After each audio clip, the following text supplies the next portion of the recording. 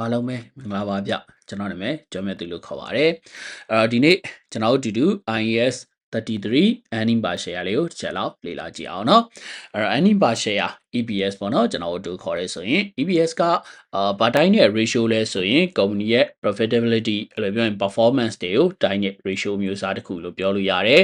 သူစီကနေဘာတွေကျွန်တော်တို့ရှာလို့ရလဲဆို company ကနေမှာ per share တစ်စောင်ချင်းစီမှာ how much profit အမြတ်ဘယ်လောက်ထိရှာနိုင်တယ်လဲပေါ့เนาะဒါကိုတိုင်းတာလို့ရှာပါတယ်EPS ကိုကျွန်တော်တို့တွက်တဲ့အချိန်ကျရင်သူရဲ့ net profit ကိုတည်တယ်တည်ပြီးတော့ကြတော့ number of ordinary share နဲ့စားလေးရှိပါတယ်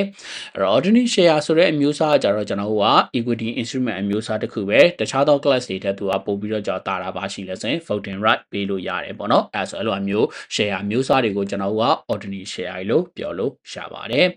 နောက်တစ်ခုကတော့ potential ordinary share ဆိုတာကြောင့်အခုမထွက်သေးဘူး future ကြရင်အဲ့ဒီကိုင်းထားတဲ့ holder တွေကို ordinary share တွေကျွန်တော်တို့ပေးစွမ်းနိုင်တဲ့ financial instrument အမျိုးအစားတွေဆိုရင်ကျွန်တော်တို့ဒါတွေကို potential ordinary share လို့ပြောလို့ရပါတယ်အဲ့တော့လွယ်ပြောရင် potential ordinary share ဆိုတာဘယ်လိုအမျိုးကြီးလဲဆိုရင်ကျွန်တော်တို့ဥမာconvertible လုံးလို့ဟာမျိုးဆိုရင်ဒါ potential ordinary share လို့ပြောလို့ရတယ်စပြီးတော့ထုတ်ခြင်းတော့ကတော့လုံးထုတ်ထားတယ်ဒါပေမဲ့ပြန်ပြီးဆက်တဲ့အချိန်ကျရင်တော့ကျွန်တော်ကိုင်းထားတဲ့လူကနေမှရွေးလို့ရတယ်သူကဘယ်လိုရွေးလို့ရလဲဆိုရင်သူ့ကိုပြန်ဆက်တဲ့ဟာကိုငွေယူမလားအော်ဒါမှမဟုတ် share ယူမလားသူရွေးလို့ရတယ်ပေါ့နော်ဒါမျိုးကြီးဆိုရင်ကျွန်တော်ကလုပ်ငန်းဘက်ကကြည့်ရင်သူ share ယူသွားဖို့ရရင်တော့ပုံများနိုင်တဲ့အတွက်ကြောင့်ဒါအနာဂတ်ကြရင်ဖြစ်လာမဲ့ ordinary share လို့ပြောလို့ရပါတယ်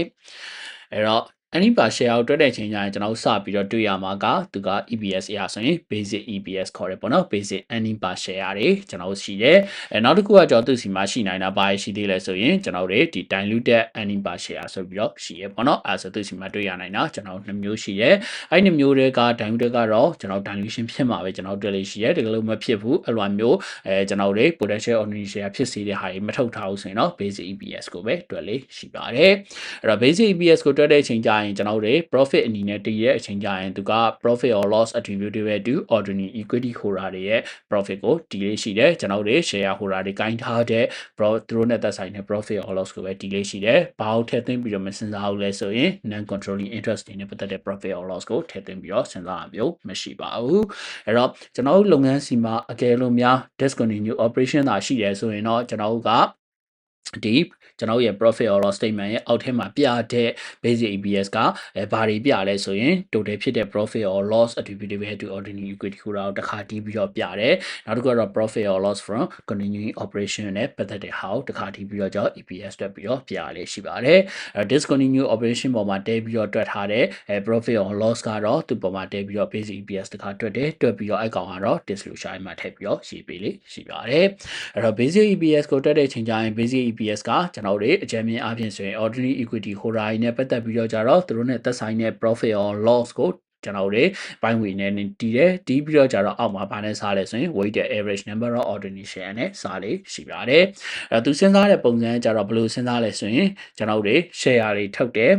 share တွေထုတ်ခြင်းအပြင်ကျွန်တော်တို့ပတ်စံတွေရမယ်ဟုတ်တယ်အဲ့ပတ်စံတွေရရင်ပတ်စံတွေကို investment လုပ်မယ် investment လုပ်ခြင်းအပြင်ကျွန်တော်ကအမြတ်တွေရနိုင်တယ်လို့တွေးလေရှိပါတယ်အဲ့ share များများထုတ်တယ်ဆိုရင်အမြတ်များများရမယ်ပေါ့အဲ့တော့ရလားမရလားပြန်ပြီးတော့တိုင်းတယ်ပေါ့နော်အဲ့ဒီပုံစံနဲ့သူကစဉ်းစားလေးရှိပါတယ်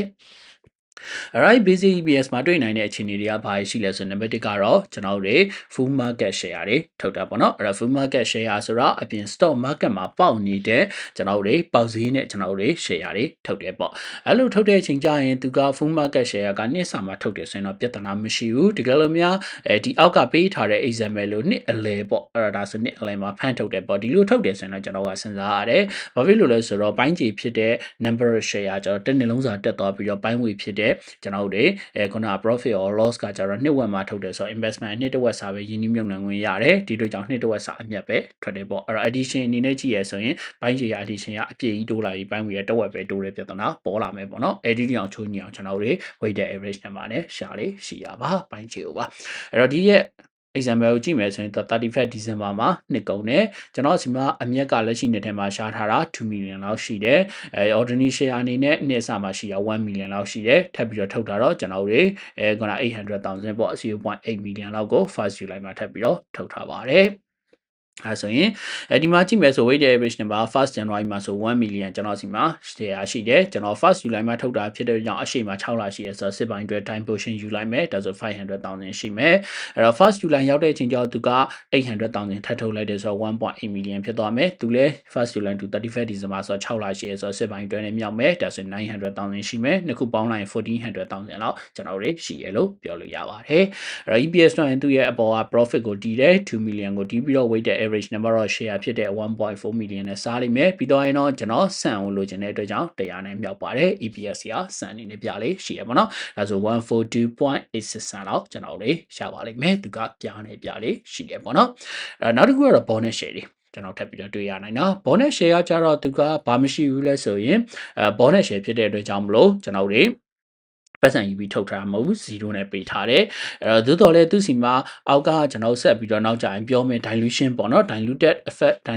ဝင်လာဆိုရင်မဝင်ဘူးပြသူကဘာဖြစ်လို့လဲဆိုတော့ existing shareholder သမားတွေကိုပဲ bonus share တွေကပေးလိရှိတဲ့အတွက်ကြောင့်မလို့အပြင်က external shareholder တွေကိုပေးလိမရှိဘူးအခုကျမှအသစ်ထပ်ဝင်မဲ့ new shareholder တွေကိုကျွန်တော် bonus share 0နဲ့မင်းတို့ပေးမယ်ဆိုပြီးပြောလိမရှိဘူးဂိုင်းထားတဲ့လူတွေကိုပဲမင်းတို့ဘယ်နှဆောင်ဂိုင်းထားရင် bonus share ဘယ်လောက်မင်းတို့ပေးမယ်ဆိုပြီးတော့ပြောလိရှိတဲ့အတွက်ကြောင့်မလို့ပါဒီအတွက်ကြောင့်သူကလက်ရှိနေတဲ့ existing shareholder တွေကချမ်းသာတာတွေရုပ်ရော့သွားလာဆိုရင်မရုပ်ရော့စေဘူးပေါ့နော်ဒါကြောင့် dilution effect တော့မရှိဘူးလို့ပြောလို့ရတယ်သို့တော်လည်းသူကတော့ bonus share တော့ပတ်စံတပြားမှမယူပဲထုတ်ထားဖြစ်တော့ share တွေကတော့တိုးလာလိမ့်မယ်အပေါ်ဘိုင်းဝေဖြစ်တဲ့ profit တွေတက်လာစရာမရှိပါဘူးသူ့ကြောင့်မလို့တက်လာစရာမရှိဘူးပေါ့နော်အဲ့တော့ဒီဥမာလေးကိုတစ်ချက်ကြည့်အောင်ပြသူက 31 December 2025မှာ profit က2 million ရှိတယ် ordinary share ကနေစားတော့1 million share တက်ခွနာအတိုင်းပဲပေါ့နော်အဲ့တော့ new bonus share အနေနဲ့ထုတ်တာက4ဆောင်ကိုကျွန်တော်တစ်ဆောင်ထုတ်လို့ရှိတယ်ဒါက first July မှာကျွန်တော်တို့ထုတ်ထားတယ်ဆိုကြပါစို့issue price ကတော့ bonus share ဖြစ်တဲ့ကြောင့်0ဖြစ်ပါလိမ့်မယ်အဲ့တော့ profit ကကျွန်တော်တို့ဒီအရင်နှစ်ပေါ့နော်2024တုန်းကကျတော့1 million ကျွန်တော်တို့ရှိခဲ့တယ် weighted average number of share က2024ကလည်း1 million share ရှိတယ်ဆိုကြပါစို့ရဲ့အဲ့တော့ OEPS အနေနဲ့ဆိုရင်ကျွန်တော်တို့သူကဘယ်လောက်ရှိခဲ့လဲဆိုရင်ကျွန်တော်တို့100 cent ရှိခဲ့တယ်ပေါ့နော်အဲ့တော့ဒါအရင်တော့ OEPS ကအဲ့လောက်ရှိခဲ့ပါတယ်အဲ့တော့ number of share after bonus share issue ပေါ့ bonus share issue ထုတ်ပြီးရနောက်ပိုင်းမှာ share အဆောင်ရင်ဘယ်လောက်ပြောင်းသွားမလဲဆို original ရှိတာက1 million share ရှိတယ် bonus ကကြောင့်1.4ဆိုတော့250ကျွန်တော်တို့1000လောက်ထပ်ပြီးတော့တက်လာလိမ့်မယ်ဒါကြောင့်1.25 million လောက်ကျွန်တော်တို့ share အဆောင်ရေးဖြစ်တော့ပါလိမ့်မယ်ဒါ share ထုတ်ပြီးနောက်ပိုင်းမှာရှိရဟာပေါ့နော်အဲ့တော့ basic EPS တွက်တဲ့အချိန်ကျရင်သူကprofit attributable to ordinary share ပေါ့2 million ရှိတယ်အဲ့ဒါကိုတဲပြီးတော့ကြတော့ weighted average number of share က1.25 million လောက်ကျွန်တော်တို့ရှိရပေါ့ဒါဆို1.25 million နဲ့စားတယ်ပြီးတော့တရားနဲ့မြောက်လိုက်ရင်160 cent လောက်ကျွန်တော်တို့ရပါလိမ့်မယ်အဲ့တော့သို့တော်လည်းလက်ရှိနှစ်ထဲမှာကြတော့ကျွန်တော်တို့က bonus ထုတ်လိုက်တယ်ပေါ့နော် bonus ထုတ်ပြီးနောက်ပိုင်းမှာရှိတဲ့ကျွန်တော်ကဘာထွက်နေလဲဆို EPS ထွက်နေတယ်အရင်က OEPS ကကြောင့် bonus မထွက်ခင်မှာရှိတဲ့ EPS ဖြစ်တဲ့ကြောင့်ကျွန်တော်ကဒီ EPS နှစ်ခုကို comparison လုပ်တယ်ပေါ့အဲ့တော့ကျွန်တော်အရင်နဲ့အခုနှစ်နဲ့ရှင်းလို့ရသလားဆိုမရဘူးပေါ့နော်လက်ရှိက bonus ပါပြီးသားကဏ္ဍဖြစ်ပြီးအရင်က bonus မပါတဲ့ကဏ္ဍတွေဖြစ်နေရဲ့ဒါကြောင့်မလို့သူကဘာပြန်လုပ်เสียလို့လဲဆိုရင် restate တဲ့ EPS လုပ်เสียလုပ်ပါတယ်အဲ့ restate တဲ့ EPS ကတော့ profit attributable to ordinary share အရင်တုန်းကရှိတာ1 million ရှိတယ်အဲ့မှာမှ original က1 million bonus share 250,000 share ပေါ့ဆိုတော့အရင်နှစ်တုန်းကလည်း bonus share ရှိခဲ့သေးလို့ကျွန်တော်ကသဘောထားပြီးတော့ကြတော့ထပ်ရှာလိုက်ရင်တကယ်လို့များအရင်နှစ်တုန်းကဒါ bonus share ကအရင်နှစ်ကလေးကသာရှိခဲ့မယ်ဆိုရင်အရင်နှစ်ကကျွန်တော်တို့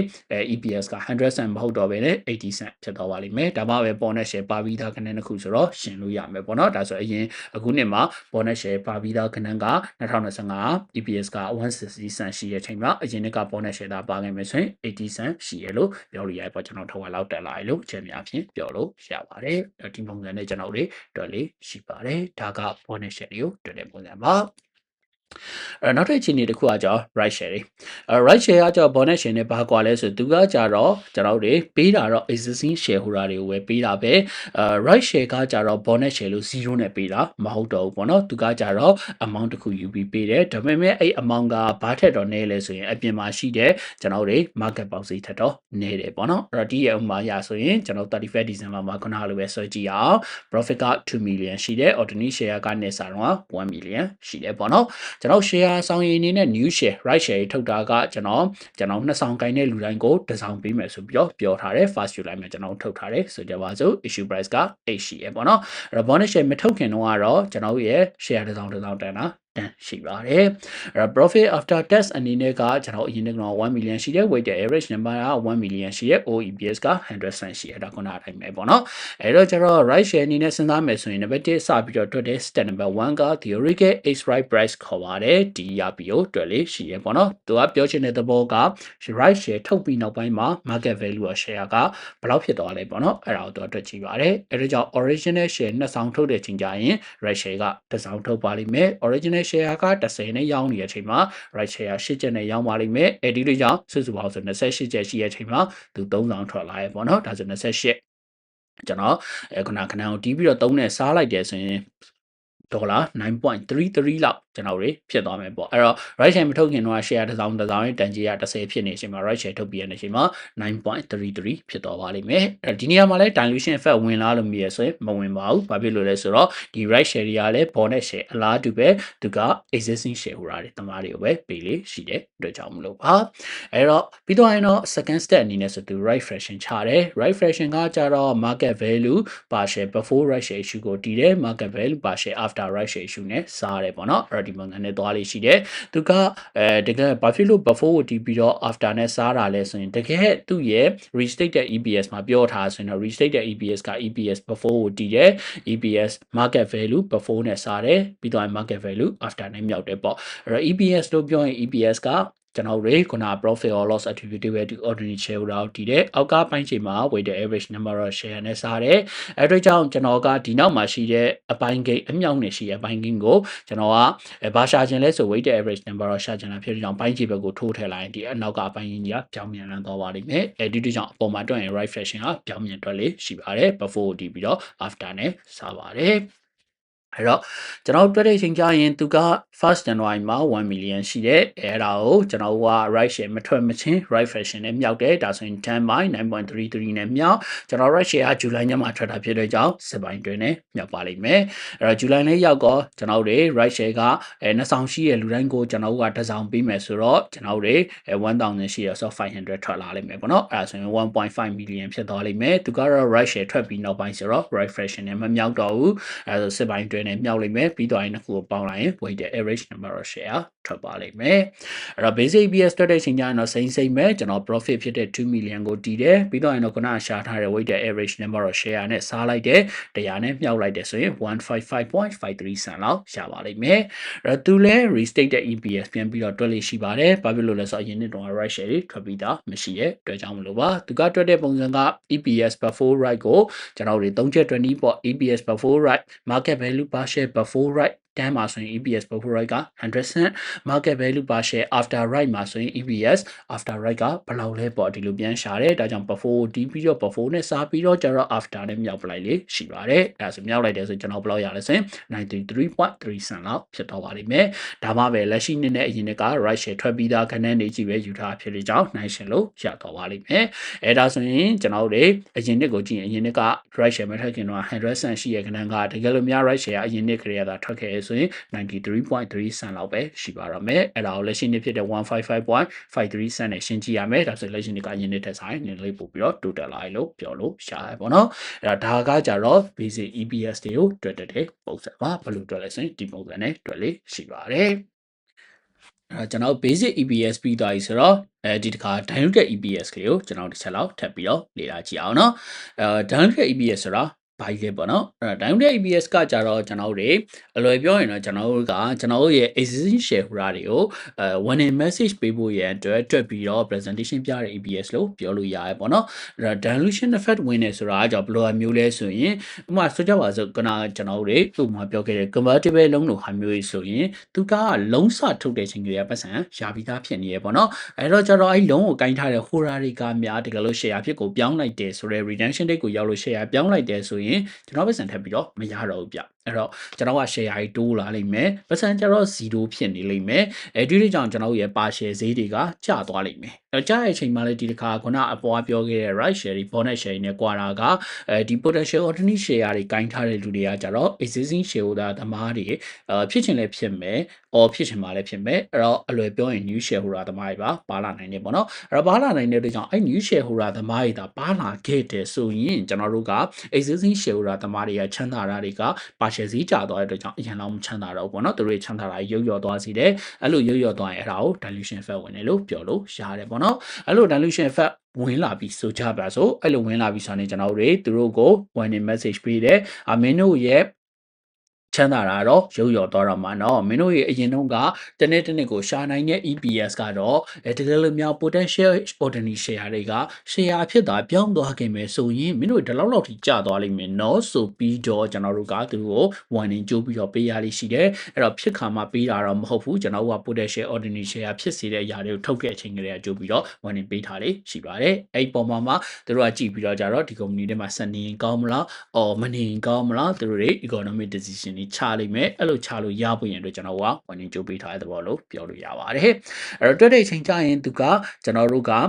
ဘယ်ပုံမှာတွက်လဲဆိုကတော့အပေါ်ကလိုပဲသူလဲ ordinary share ကြီးပုံမှာတစ်ခါ profit or loss attributable to ordinary equity holder တွေအတွက်ကတစ်ခါတွက်တယ်ပြီးတော့ continue operation တွေအတွက်ကတစ်ခါတွက်တယ်ပေါ့နော်အဲ့ပေါ်ကအပေါ်ကပိုင်းဝင်မှာအဲ့ဒီကိုတဲပြီးတော့ကြတော့ကျွန်တော် profit or loss statement အောက်ထဲမှာသွားပြီးတော့ပြလေးရှိတယ်ပေါ့နော်အဲ့တော့ down day BS တွက်တဲ့အချိန်ကျရင်ကျွန်တော်တို့က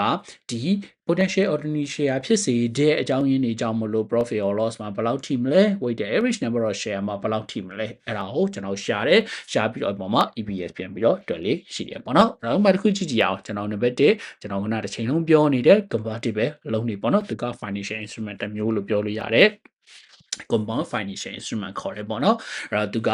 သူစီမှာငကိုကစာထုတ်တုံးက loan ဖြစ်လိမ့်မယ်အဲ့တော့ liability ဖြစ်လိမ့်မယ်အဲ့ financial liability ကအချိန်တစ်ခုရောက်လို့ redemption date ကိုရောက်သွားရင်သူက equity ဖြစ်သွားလိမ့်မယ် share ဖြစ်သွားပြီဆို equity ဖြစ်သွားပြီပေါ့နော်အဲ့တော့ကျွန်တော်သူစီမှာဒီ financial liability ရဲ့ nature လည်းပါတယ်အလားတူပဲ equity ရဲ့ nature လည်းပါတယ်ပေါ့နော်အဲ့လိုနှစ်ခုပါနေတဲ့compound financial instrument တွေလို့ပြောလို့ရတယ်ပေါ့အဲ့တော့ဆိုကြပါစို့ဒါဥပမာပြောရအောင်နော်ကျွန်တော်ရဲ့ profit after tax ကကျွန်တော်တို့ဘယ်လောက်ရှိလဲဆိုရင်ကျွန်တော်တို့ခုနက2 million လောက်ရှိတယ်ဆိုကြပါစို့အဲ့တော့ပြီးတော့ပြီဆိုရင်တော့ကျွန်တော် ordinary share အနေနဲ့က1 million လောက်ရှိတယ်ဆိုကြပါစို့ဒါရင်တိုင်းပဲပေါ့နော်အဲ့တော့မှာ 6% interest convertible loan တွေကျွန်တော်500,000လောက်ကျွန်တော်ထုတ်ထားတယ်ဆိုကြပါစို့ဒါ 1st January တုန်းကထုတ်ထားတယ်အဲ့တော့ပြီးတော့သူ့ကိုပြန်ပြီးတော့ကြတော့ redeemable လုပ်လို့ရမှာကျွန်တော် cash နဲ့လုပ်လို့ရမယ် or ဒါမှမဟုတ်ဘူးဆိုရင်လည်းခုနဒေါ်လာ100ကိုင်းတဲ့လူအောင် share ဆောင်ရေး20ပေးမယ်ပေါ့ကျွန်တော်ဒါမျိုးလုပ်လို့ရမယ်ပဲဆိုကြပါစို့ income tax က rate ကဒီနေ့မှာ 30% လောက်ရှိတယ်ဆိုကြပါစို့အဲ့တော့ဒီခုနကဒီ potential ordinary share တွေကအခုနှစ်ထဲမှာ share ပြောင်းပြီလားဆိုရင်တော့မပြောင်းသေးဘူးတိုးတော်လဲသူတို့အခုနှစ်ထဲမှာဒါတွေက share သာဖြစ်သွားခဲ့သည်ရှိတော့တကယ်မဖြစ်ဘူးเนาะဖြစ်သွားခဲ့မယ်ဆိုရင်မင်းတို့ရဲ့ EPS တွေဘယ်လောက်ကျသွားမလဲဒါမျိုးဝင်နေပေးဖို့ရအတွက်ကျွန်တော်တို့လေးရှိရပေါ့เนาะအဲ့တော့ရှားတဲ့ပုံစံကတော့ original any 2 million ကိုမှကျွန်တော်တို့တကယ်လို့များခုနပြောတဲ့လုံးနေရများအခုနှစ်ထဲမှာ share သာဖြစ်သွားရင်လုံးဝပေးရတဲ့ interest တွေပေးကြမလို့တော့ interest ကတက်သားသွားလိမ့်မယ်အဲ့တော့ 500,000 6% နဲ့မြောက်တဲ့ 30,000 လောက် interest တက်သားသွားလိမ့်မယ်ကျွန်တော် profit တွေတက်လိမ့်မယ် profit တက်တော့ income tax ကလိုက်လာလိမ့်မယ် income tax 30% လျော့သွားမယ်ပေါ့နော်ဒါဆိုရင်ကျွန်တော်ရဲ့ earning က convertible လုံးကနေ share ဖြစ်ပြောင်းပြီးနောက်ပိုင်းဆိုရင်2021လောက်ကျွန်တော်1000လောက်ရှိလိမ့်မယ်ပေါ့နော်ဒါကျွန်တော်ရှိမယ်ဟာ number of share ကြောင့် original share က1 million ရှိတဲ့အချိန်မှာ convertible share ကဒေါ်လာ100ကိုင်းတဲ့လူရန်20ပေးမယ်လို့ပြောတဲ့ကြောင့်ဒေါ်လာ9သိန်းကင်ထားဆိုတော့3သိန်းလောက်တိုးလာလိမ့်မယ်အဲ့ဒါဆို number of share ကြတော့ကျွန်တော်တို့1.1 million share လောက်ဖြစ်သွားမယ်ပေါ့အဲ့တော့ EPS ရမယ် EPS က2021အောင်တည်တယ်ပြီးတော့ရင်တော့1.1နဲ့စားတယ်တရားနဲ့မြောက်လိုက်183.73 cent လောက်ကျွန်တော်တို့ရလိမ့်မယ်ပေါ့နော်အဲ့တကယ်လို့အဲ့လိုမဟုတ်ဘူးဆိုကြပါစို့နော်ရိုးရိုးတန်းတန်းဒါဘာမှမရှိဘူးလို့စဉ်းစားရဆိုဒီမှာရှိရဟာအတွက်ချင်းကျွန်တော်ဘယ်လောက်ထွက်မလဲဆိုရင်အပေါ်မှာရှိတာကကျွန်တော်ဘယ်လောက်ရှိလဲဆိုရင်ခုနကဒေါ်လာက2 million ရှိတယ်ဟုတ်လားအဲ့ဒါကိုတီးမယ်တီးပြီးတော့ကျွန်တော်ordinary share ကဒီနေ့ထဲမှာထွက်ထားတာမရှိဘူးဆိုတော့ကြတော့1 million နဲ့စားမယ်ပြီးတော့ကျွန်တော်ဘယ်လောက်နဲ့မြောက်မလဲဆိုရင်100နဲ့ပိတ်ပြီးတော့မြောက်ပလိုက်မယ်ပေါ့နော်အဲ့ဒါဆိုရင်တော့ကျွန်တော်တို့ပုံမှန်အတိုင်းသာတွက်မယ်လို့စဉ်းစားတယ်ဆိုရင်ကျွန်တော်စီမှာရှိတာကဘယ်လောက်ရှိမလဲဆိုရင်ကျွန်တော်တို့ခုနက200 cent လောက်ရှိလိမ့်မယ်ပေါ့အဲ့ဒါဆိုရင်200 cent basic EPS ဖြစ်ရာကနေမှတကယ်လို့များလက်ရှိနှစ်ထဲမှာဒါရှယ်အဖြစ်ပြောင်းသွားခဲ့မယ်ဆိုရင်183.73 cent လောက်ပဲရှိရောပေါ့မင်းတို့ရဲ့ EPS ကဒေါ်လာလောက်ထိကျသွားမယ်ဆိုပြီးတော့1နေပေးလိုက်တဲ့သဘောပါအဲ့ပုံစံနဲ့ကျွန်တော်1နေကြိုးပေးထားလေးရှိတယ်ဒီလိုကြိုးပေးထားမှာပဲသူတို့က economic decision တွေဆုံးဖြတ်တဲ့အချိန်ကျရင်ဆုံးဖြတ်ချက်ချလို့ရစေရဲ့ အတွက်ပါ okay အဲ့တော့နောက်ထပ်တွေ့နိုင်တဲ့ download EPS ကနောက်တစ်မျိုးကကျွန်တော်စီမှာပါရှိသေးလဲဆိုရင်ခုနက share option တွေတွေ့နိုင်သေးရဲ့ပေါ့နော်အဲ့တော့စားကြပါစို့ခုနလိုပဲပေါ့နော်ကျွန်တော်တွေခုန2 million profit ရှိရဲ့ ordinary share ကလက်ရှိနေထဲမှာ1 million outstanding ရှိရဲ့အဲ့မှာလက်ရှိနေထဲမှာ share option က 100,000 share option လောက်ရှိရဲ့ဆိုကြပါစို့အဲ့တော့ share option ကကြတော့အပြင်ကလူတွေကိုဘာနဲ့ဝယ်ခွင့်ပေးလိုက်တာလဲဆိုရင်သူက market value ပါ share ထက်ရော့ပြီးတော့ဝယ်ခွင့်ပေးလိုက်တယ်ပေါ့နော် exercise price က5လောက်ရှိတယ်အဲ့တော့ market value ပါ share 10လောက်ရှိရဲ့ပေါ့အဲ့ share option တွေဘာလို့ထုတ်လဲပေါ့အဲ့တော့ဖြစ်နိုင်ခြေကအများကြီးရှိတယ်နံပါတ်1ကကြတော့ employee တွေပေါ့ employee တွေမျိုးဆိုတာပေါ့နော်အဲ့ဒီလုံသမားအရင်ကောင်းတယ်ကျွန်တော်တို့လည်းအဆင်ပြေတယ်အဲ့တော့လုံသမားကိုကျွန်တော်တို့ကလုပ်ငန်းထဲမှာဆက်ပြီးတော့ထားခြင်းတယ်ဒါပေမဲ့ချက်ချင်းတန်ရော in ဆို bonus တွေပေးကျွန်တော်ကလာစာတွေပေးအဲ့လိုကြီးနဲ့ကျွန်တော်တိတ်ပြီးတော့မျိုးဆွဲခြင်းအဲ့လိုကအမျိုးအစားသူ့ကိုဘာလို့စီခြင်းလဲဆိုသူ့ရဲ့ performance တာတကယ်ပြနိုင်သူ့ကိုကျွန်တော်ရဲ့ company ရဲ့ shareholder ဖြစ်ကျွန်တော်လုပ်ချင်တယ်ပေါ့အဲ့လုံးလဲလုပ်ချင်အောင်ကျွန်တော်ဘာလုပ်လဲဆိုတော့ကြတော့ထားပါစို့ကျွန်တော်ကဒီ year 1လောက်မှာပေါ့ထားပါတော့နော်2020လောက်မှာပေါ့ကျွန်တော်ကသူ့ကိုပြောလိုက်တယ်ပေါ့မင်း2025ရောက်တဲ့အချိန်မှာဒါမင်းတို့က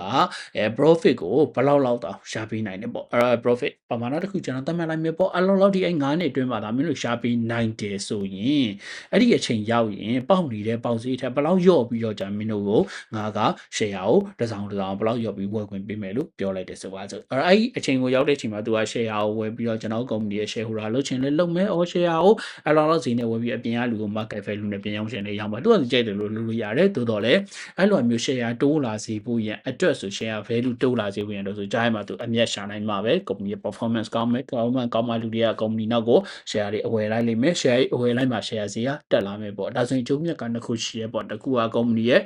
ခုနက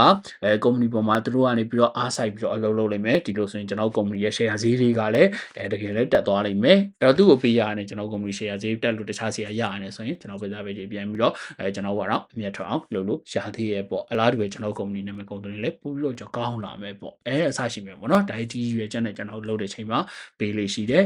ဒါမှမဟုတ်တခါတည်းကြာရင်လည်းကျွန်တော်ရဲ့ဟိုမှာထားပါဆို supplier လို့ဟာမျိုးတွေကိုကျွန်တော်ရှင်းတဲ့အချိန်ကျရင် share option တွေနဲ့ကျွန်တော်ပေးရတယ် maybe ဖြစ်ကောင်းဖြစ်နိုင်တယ်အဲ့ဒါကြောင့်ဘာဖြစ်လို့လဲဆိုတော့ဒီ supplier ကအရင်တုန်းကတော့ကျွန်တော်ရဲ့ supplier ပဲဖြစ်နေတာ creditor ပဲဖြစ်နေရာကနေမှအခုကျတော့ shareholder ဖြစ်သွားတယ်အဲ့ဆိုရင်တို့ကကျွန်တော် company ထဲမှာ shareholder ဖြစ်တဲ့ကြောင့် company နဲ့ dividend မျှော်လိမ့်မယ်အဲ့လိုဆိုရင်တို့ကနေရောင်းတဲ့ချိန်မှာတို့ရဲ့ပစ္စည်းတွေကိုဈေးလျှော့ပြီးရောင်းနိုင်မယ်ပေါ့နော်အဲ့ဒါရွေးချက်နဲ့ကျွန်တော်တွေလုပ်တဲ့ခါမှာပေးလေးရှိပါတယ် okay ဘယ်လိုပဲပေးထားတာပေါ့နော်ဒါပါဆိုဒီနေ့ထဲမှာပေးထားတာကျွန်တော်အဲ့လို share option က 100,000 share option အရေးအတွက်လောက်ရှိတယ် share မပြောင်းသေးဘူးเนาะ share option ပဲရှိသေးတယ်သူ့ကို share ပြောင်းနေဆိုရင် share တစ်စောင်5ချက်နဲ့ပြောင်းဝင်ပေးထားတယ်ပေါ့เนาะအဲ့အပြင်မှာတကယ်ပေါက်နေတာက10ပေါက်နေတဲ့အချိန်မှာပေါ့ထက်ဝက်နဲ့ကျွန်တော်ကတို့ပေးပလိုက်တယ်ဆိုကြပါစို့အဲ့လိုပေးလိုက်တယ်ဆိုရင်ကျွန်တော်တို့ကဒီ share option ရဲ့ amount အဖြစ်ဆို amount ကကျွန်တော်100,000 share option ကို5ချက်နဲ့ဆိုတော့500,000လောက်ရှိလိမ့်မယ်ပေါ့အဲ့တော့500,000ကိုသာစဉ်းစားရဆိုရင်တကယ်500,000ကိုယူသွားပြီးတော့အပြင်မှာသာ share သွားဝင်သူက9,000ပဲရမှာဒါပေမဲ့သူရသွားတာဘယ်လောက်ရတော့ဆိုရင်တသိန်းရသွားတယ်ဒီလိုကြောင့်သူ့ကို FOC ကျွန်တော်ပေးလိုက်ရတဲ့ bonus share ပေးလိုက်ရတဲ့ခဏဘယ်လောက်ရှိလဲဆိုရင်9,000ရှိရလို့ပြောလို့ရပါတယ်သတိထားစရာရှိတာကဒီ bonus share တွေကကြတော့ကျွန်တော် existing သမားတွေကိုပေးတာမဟုတ်ဘူးအပြင်က new holder တွေကို share holder တွေကိုပေးပလိုက်တာဖြစ်တဲ့အတွက်ကြောင့်မလို့existing သမားတွေကဘာဖြစ်စေမလဲဆိုရင်ကျွန်တော် dilute effect ဝင်စေပါလိမ့်မယ်အဲ့ဒါကြောင့်သူတို့ကိုလည်းထုံးစံတိုင်းပဲ dilute EPS ကိုကြိုးပြီးတော့တွက်ပြပါတယ်အဲ့တော့ကျွန်တော် earning ပေါ့ပြောမှဆိုရင်တော့ profit ဖြစ်တဲ့2 million ကိုတီးလိုက်တယ် original share 1 million plus bonus share 50,000ကျွန်တော်စီမှာရှိမယ်ပေါ့ရှိမယ်ဟာကိုကျွန်တော်ပေါင်းပလိုက်ပြီးစပြီး100နဲ့မြောက်လိုက်တယ်ဆို190.4 ဆန်လောက်ရှိပါလိမ့်မယ်အဲ့တော့ခုနကကျွန်တော်အလိုရဆိုအပေါ်အလိုရဆိုရင်ကျွန်တော်200ဆန်လောက်ရှိရာကနေတကယ်လို့များခုနက share option တွေများ share ဖြစ်ကိုပြောင်းသွားနိုင်မယ်ဆိုကျွန်တော်တို့စီမှာ share က190.4 ဆန်လောက်ပဲရှိပါတော့မယ်အဲ့ဆိုသူတို့ကိုဒီပုံစံနဲ့ကြိုးပြီးတော့ကျွန်တော်1နေပေးထားလိုက်တယ်ပေးထားလိုက်ပြီးတော့ကြာမှသူတို့ economic decision တွေချပေးရတဲ့အတွက်ကျွန်တော်တို့သူတို့ကိုဆုံးဖြတ်ချက်ချပေးရတဲ့အတွက် information ပေးရလို့ပြောလို့ရပါတယ်ဒါက diluted EPS တွေတွေ့တဲ့ပုံစံပါပြီးတော့ရင်တော့ company ကနေပြီးတော့ကြတော့ ဒီသူရဲ့ statement of comprehensive income ပေါ့အဲ့တော့ပြောမယ်ဆို statement of comprehensive income statement of performance statement of financial performance statement of profit or loss and other comprehensive income okay whatever ဘယ်လိုပဲခေါ်တူတူပဲပေါ့နော်အဲဆိုအဲ့မှာကျွန်တော်တို့ကဘာပြလိရှိအောင်ဆိုရင် basic EPS နဲ့ diluted EPS တွေကိုပြလိရှိတယ်ပြတဲ့အချိန်မှာ continue operation နေနဲ့ပတ်သက်ပြီးတော့ပြလိရှိတယ်လို့သူရဲ့ total ပေါ်မှာတစ်ခါပြလိရှိပါတယ်အဲ discontinue continue IFRS 5တောင်းဝင်လာခဲ့ပေါ့နော် discontinue operation ရှိရင်တော့ကျွန်တော် statement of profit or loss အောက်ထဲမှာပြရင်အကြောင်းပြမယ်ပေါ့နော် basic EPS တစ်ကြောင်း diluted EPS တစ်ကြောင်းမှာ basic EPS က total ပေါ်မှာတစ်ခါပြပြီးတော့ပြီဆိုရင် total ဆိုတာ NCN ဖေးထားရဲပေါ့နော် NCN နဲ့ preference share ဖေးထားရဲ total ပေါ်မှာတစ်ခါပြပြီးတော့ပြီဆိုရင်ကျွန်တော်ပေးပေါ်မှာတစ်ခါပြမလဲဆိုရင်